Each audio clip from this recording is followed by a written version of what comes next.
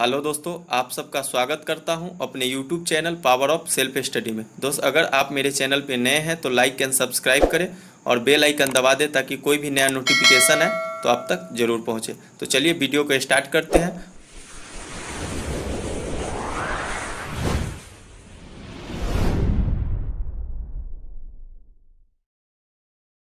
और आज का जो प्रश्न है वो NTPC और ग्रुप डी के लिए स्पेशल है। तो चलिए आज का पहला क्वेश्चन है कि आधुनिक इतिहासकार जिसने 1857 के विद्रोह को स्वतंत्रता की पहली लड़ाई कहा था, ठीक है, तो इसका आंसर हो जाएगा ऑप्शन सी, BD सावरकर। तो चलिए नेक्स्ट क्वेश्चन पे चलते हैं। नेक्स्ट क्वेश्चन है कि लैंड होल्डर्स सोसाइटी की स्थापना किसके कल्याण के लिए की गई थी। लैंड होल्डर्स सोसाइटी की स्थापना किसके कल्याण के लिए की गई थी, तो इसका आंसर हो जाएगा ऑप्शन ए, जमींदार के लिए। तो चलिए नेक्स्ट क्वेश्चन पे, भारत के पहले लोक संघ लैंड होल्डर्स सोसाइटी की स्थापना कब हुई थी, ठीक है। भारत के पहले लोक संघ लैंड होल्डर्स सोसाइटी की स्थापना कब हुई थी, तो इसका आंसर हो जाएगा ऑप्शन सी, 1837 ईस्वी में। तो चलिए नेक्स्ट क्वेश्चन पे चलते हैं। नेक्स्ट क्वेश्चन है कि निम्नलिखित भारतीय नेताओं में से कौन एक ब्रिटिश द्वारा इंडियन सिविल सर्विस से बर्खास्त किया गया था, ठीक है। निम्नलिखित भारतीय नेताओं में से कौन एक ब्रिटिश द्वारा इंडियन सिविल सर्विस से बर्खास्त किया गया था, तो इसका आंसर हो जाएगा ऑप्शन बी, सुरेंद्र नाथ बनर्जी, ठीक है। चलिए नेक्स्ट क्वेश्चन पे चलते हैं। नेक्स्ट क्वेश्चन है कि 1916 ईस्वी में मद्रास होम रूल मूवमेंट के प्रवर्तक कौन थे, ठीक है। 1916 ईस्वी में मद्रास होम रूल मूवमेंट के प्रवर्तक कौन थे, तो इसका आंसर हो जाएगा ऑप्शन सी, एनी बेसेंट। तो चलिए नेक्स्ट क्वेश्चन पे चलते हैं। नेक्स्ट क्वेश्चन है कि भारतीय राष्ट्रीय कांग्रेस की सबसे पहली महिला अध्यक्ष थी, ठीक है। भारतीय राष्ट्रीय कांग्रेस की सबसे पहली महिला अध्यक्ष थी, तो ऑप्शन ए है सरोजनी नायडू, ऑप्शन बी है पीकाजी कामा, ऑप्शन सी है एनी बेसेंट और ऑप्शन डी है विजय लक्ष्मी पंडित। तो इसका आंसर हो जाएगा ऑप्शन सी, एनी बेसेंट। तो चलिए नेक्स्ट क्वेश्चन पे चलते हैं। नेक्स्ट क्वेश्चन है कि निम्नलिखित में से कौन पहले एक क्रांतिकारी थे जो बाद में एक योगी और दार्शनिक बन गए, ठीक है। निम्नलिखित में से कौन पहले एक क्रांतिकारी थे और जो बाद में एक योगी और दार्शनिक बन गए। ऑप्शन ए है लाला लाजपत राय, ऑप्शन बी है अगरकर और ऑप्शन सी है बाल गंगाधर तिलक और ऑप्शन डी है अरबिंदो घोष। तो इसका आंसर हो जाएगा अरबिंदो घोष, ऑप्शन डी इसका राइट आंसर होगा। तो चलिए नेक्स्ट क्वेश्चन पे चलते हैं। नेक्स्ट क्वेश्चन है कि वर्ष 1916 में मुस्लिम लीग और कांग्रेस के बीच किसने समझौता कराया था, ठीक है। वर्ष 1916 में मुस्लिम लीग और कांग्रेस के बीच किसने समझौता कराया था, तो इसका आंसर हो जाएगा ऑप्शन सी, एनी बेसेंट। तो चलिए नेक्स्ट क्वेश्चन पे चलते हैं। नेक्स्ट क्वेश्चन है कि निम्नलिखित में से किस एक ने 1916 में लखनऊ में आयोजित भारतीय राष्ट्रीय कांग्रेस के अधिवेशन में अध्यक्षता की थी, ठीक है। निम्नलिखित में से किस एक ने 1916 में लखनऊ में आयोजित भारतीय राष्ट्रीय कांग्रेस के अधिवेशन में अध्यक्षता की थी, तो ऑप्शन ए है एनी बेसेंट, ऑप्शन बी है लाला लाजपत राय, ऑप्शन सी है मोतीलाल नेहरू और ऑप्शन डी है अंबिका चरण मजूमदार। तो इसका आंसर हो जाएगा ऑप्शन डी, अंबिका चरण मजूमदार। तो चलिए नेक्स्ट क्वेश्चन पे चलते हैं। नेक्स्ट क्वेश्चन है कि संविधान के किस भाग में नागरिकता का उल्लेख है, ठीक है। संविधान के किस भाग में नागरिकता का उल्लेख है, तो ऑप्शन ए है भाग 1, ऑप्शन बी है भाग 2 और ऑप्शन सी है भाग 3 और ऑप्शन डी है भाग 4। तो इसका आंसर हो जाएगा ऑप्शन बी, भाग 2। चलिए नेक्स्ट क्वेश्चन पे चलते हैं। नेक्स्ट क्वेश्चन है कि भारतीय संविधान के संशोधन प्रक्रिया किस देश के संविधान से प्रभावित है, ठीक है। भारतीय संविधान के संशोधन प्रक्रिया किस देश के संविधान से प्रभावित है, तो ऑप्शन ए है कनाडा, ऑप्शन बी है ऑस्ट्रेलिया और ऑप्शन सी है इटली और ऑप्शन डी है दक्षिण अफ्रीका। तो इसका आंसर हो जाएगा ऑप्शन डी, दक्षिण अफ्रीका। तो चलिए नेक्स्ट क्वेश्चन पे चलते हैं।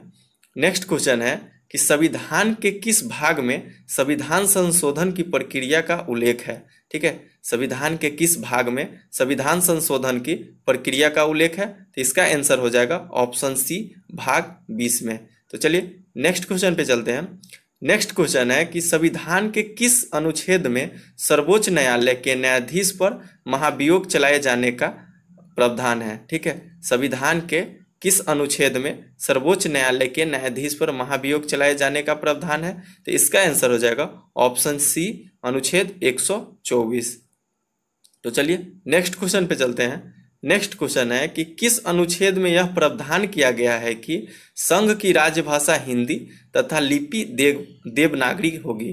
ठीक है, किस अनुच्छेद में यह प्रावधान किया गया है कि संघ की राजभाषा हिंदी तथा लिपि देवनागरी होगी? तो इसका आंसर हो जाएगा ऑप्शन बी, अनुच्छेद 343। ठीक है, चलिए नेक्स्ट क्वेश्चन पे चलते हैं। नेक्स्ट क्वेश्चन है कि 1949 में गठित राष्ट्रीय आय समिति के अध्यक्ष कौन थे? ठीक है, 1949 में गठित राष्ट्रीय आय समिति के अध्यक्ष कौन थे? तो इसका आंसर हो जाएगा पीसी महालनोबिस, ऑप्शन बी इसका आंसर हो जाएगा। तो चलिए नेक्स्ट क्वेश्चन पे चलते हैं। नेक्स्ट क्वेश्चन है कि भारत में सिक्के जारी करने के लिए कौन अधिकृत है?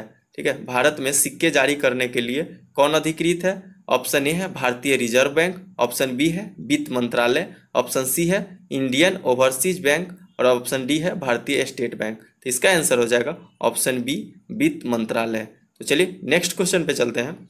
नेक्स्ट क्वेश्चन है कि विश्व के अभ्रक व्यापार में भारत का योगदान है। ठीक है, विश्व के अभ्रक व्यापार में भारत का योगदान है। ऑप्शन ए है 40%, ऑप्शन बी है 60%, ऑप्शन सी है 80% और ऑप्शन डी है 100%। तो इसका आंसर हो जाएगा ऑप्शन बी, 60%। तो चलिए नेक्स्ट क्वेश्चन पे चलते हैं।